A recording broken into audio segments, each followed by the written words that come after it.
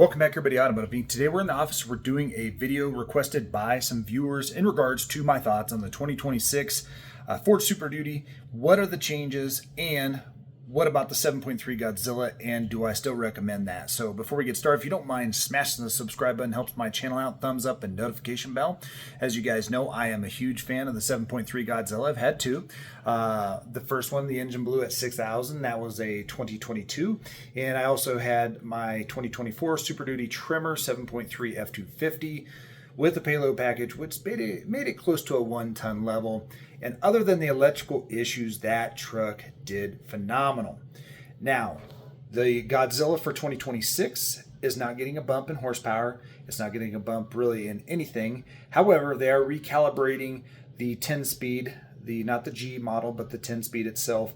And that should help refine shift points and everything. Now, for 2026, you can go over and you can build yourself an F250, F350, and they dropped off the 355, I think, last year, so that's no longer available. And you can cruise through here and kind of see your options. Now, I've had a lot of people ask, well, should I grab a remaining 2024 or a remaining 2025? Well, for 2026, guys, they are bumping the standard output power stroke up a little bit. I think it's going to have 500 horsepower now and like 1,079 torque or whatever. The diesel numbers are ridiculous across the board. Matter of fact, they could have stopped a few years ago with the power. It's more than plenty, but they are leading the horsepower race when it comes to diesels. When it comes to 7.3 Godzilla, they're also leading that horsepower war. Now, there is a thing where people talk about the port injection, direct injection. Guys, direct injection has been used and around, and there is a potential for that carbon buildup versus, say, the port injection, which kind of seems like it self-cleans itself the way it basically, does the injection. It's the best way to say it. It goes way more in depth than that, but so versus everything out there. So if we go back and talk about the 7.3 Godzilla, it was flawless in low-key. Tons of great power. And compared to the L8T, there were moments where the L8T towing what I tow was at its max going up in the mountains. So we do a lot of mountain travels. Now, it did get the job done, and it did do 45 miles per hour versus the Godzilla. It just had power to spare, so it just did that much more. Now, whether it's gearing, whether it's whatever, some of that also plays into having the 430 over GM's 373. Now, when it comes to the Hemi for 2026 is also just going to be a carryover. Nothing's changing with that. And it's backed by an 8-speed. And my thoughts on that, guys, in the HD class, Ram is the only one that still uses like that multiple displacement system. It's a fuel saving or whatever technique. I'm not a fan of that across the board. However, just looking at the history of the Hemi, it seems like if anybody did that better than anybody, they seem to do a pretty good job with their active cylinder deactivation. Chevy's had some issues with theirs in the past, but I think overall it's been really good. But I would like to see that go away. Now, when it comes to towing specs with the 7.3 Godzilla, the diesel specs are insane now, especially if you configure the truck right. So those of you that are going out and ordering or looking at a diesel, just make sure, this gas or diesel, you get the electronic locking rear differential. Don't get the standard limited slip that they offer. That will cut your tow ratings down substantially. Now, when it comes to 7.3, no big bump in towing numbers over 2025. Over 2024, yes, there is a small improvement across the board of all their towing. But when it comes to 7.3, it's going to come down to your towing specs. Now, I've said this before when it comes to towing anything. One, you got to make sure you have payload capacity. So depending on your trim level, whether it's a 250 or 350, if you go with a Platinum with more swag in it, you're going to lose payload capacity. Now, how much? That's going to be dependent on each truck. When it comes to anything else, now we go down to, I like to be 10 to 15, 20% over what I might need. Now, you might be thinking, well, that seems like a lot. And I had a viewer that him and I were actually doing feedback on stuff, and his towing needs are going to fit into the 7.3 with the 373. Now, if I was buying a 7.3 Godzilla today, I'm buying it with the 430 locker. Why? Because the potential for me to upgrade my trailer yet again is always possible. Now, if you're set in stone and you're not going to upgrade your trailer, and in that instance, I think his towing was 16.9, and he was looking at 373 F350, and so he's gonna have plenty of payload, and the tow specs were up there, so it gave him about 1,200 pounds of wiggle room roughly, or maybe it's 1,100. I don't know. I think that's okay if you forecast and you know that you're not going to upgrade your trailer. Now, conventional towing is not far off from the fifth wheel towing when it comes to the Super Duty, whether you're diesel or gas. No, like I said, no major improvements, no major changes from 26 and 25. They are adding some color supposedly late 26. It sounds like Iconic Silver may come back. That would be huge. I think that was a crazy color to dump off and then put in 3 grays. They do have a new blue for 26, and I actually went out and drove a new 2026 7.3 Godzilla.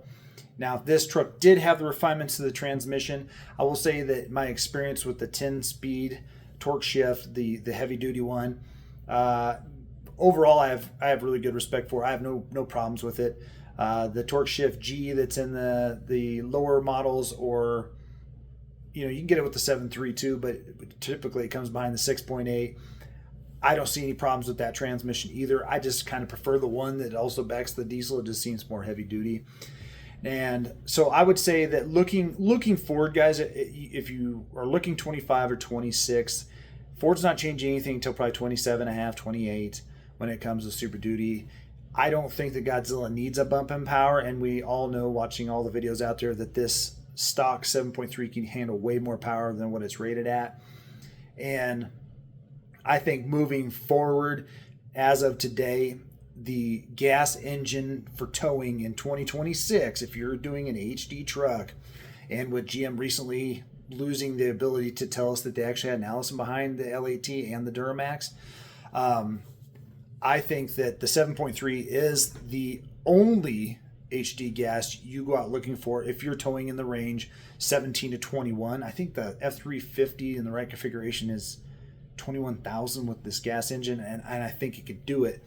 And because I don't necessarily feel very fond of how GM handled the whole Allison split and telling us it wasn't Allison, and all the problems with that transmission, it's been traditionally behind the diesels where they're having problems, and maybe it's the torque concern, and the gassers don't experience it because they're not pumping that much torque out.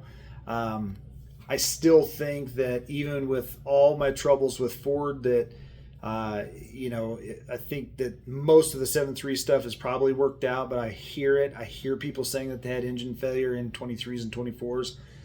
I still think that the 7.3 is going to be king for going into 2026 on the gas engine side of the HD market. And I think if you're under, 18,000, the Chevy's rated to put, and so would be the Sierra. I think you're golden there. I would say no go on the Hemi. I think if you're going that high in a Ram, you have to go with the Cummins. But then again, I hear people saying that they're going to push the little baby Zilla, trying to pull 16,000. I don't even know if that truck, looking back at the specs, is even rated that high. In a lot of theirs, it'd have to be the sweet spot of trucks to do it. So, that's how I would do it, guys. If I was buying a gas engine today, knowing that Allison is not backing the GM product and that was all kind of a lie, I would have to say I would go 7.3 Godzilla, probably in a F350 configuration. I would order it with the fifth wheel tow prep package. I think the sweet spot trim is the XLT Premium with sport and or trimmer, whatever you dig in that respect, because it kind of gives you everything. They're not adding any real new tech to just blow your mind. Some safety tech is going to be available on lower trims without having to pay for, so if that's an important thing to you. And I think prices across the board are going to be, very close to each other. And depending on the time of sales and stuff, you may get a better discount on one or the other. But I love Kong. Kong, it was my 24 Chevy LAT custom trim, very basic. The truck has been phenomenal. It was phenomenal for me. It was phenomenal on the channel. It's been phenomenal for a lot of people. And it's actually been really good for the gentleman that bought it. And I have nothing against that except for the whole Allison snafu. So, but if I was buying a gasser today, we went back out, we drove the LAT, I drove the 26 Godzilla, I drove a 26 Hemi, and hands down the 7.3 Godzilla, even over the 6.8 Babyzilla, the 7.3 is the gas HD truck you want. Just again, if you guys want to know how I truly configure it, you can reach out and comment, and we'll kind of blast through some specs. And but I think if you're over 18,000, skip the 373. Try and find one with a 430 in it. That's going to give you your best towing up and grunting down the hills. But if you're a flatlander and don't go to the mountains but once in the blue moon, 373 is just fine. Also, make sure you get the payload package if you're going 250 over the 350, and make sure you get that locker. That's a huge thing. I would get the fifth wheel tow prep, even though I have videos on how to install it. It's not necessarily the easiest thing to do in the world, but it is completely doable. And then, yeah, all the trucks are very nicely equipped. So whether you really want an XL or an XLT or a Lariat or even above, I just think the XLT is kind of the sweet spot. It gives you some power, it gives you the bucket seats if you want buckets. It gives you the digital screens if that's what you're really digging. And I just think that, yeah, the 7.3 is going to be the king gas for this year after driving all three, after being out of all of them for a while, and having a diesel. Yeah, the 7.3 is the closest you're going to get when it comes to your enjoyment of driving. Whether or not you trust Ford or not, I think that that's probably the best way. As always, guys, I appreciate you guys being here. I'm going to catch you on the next one.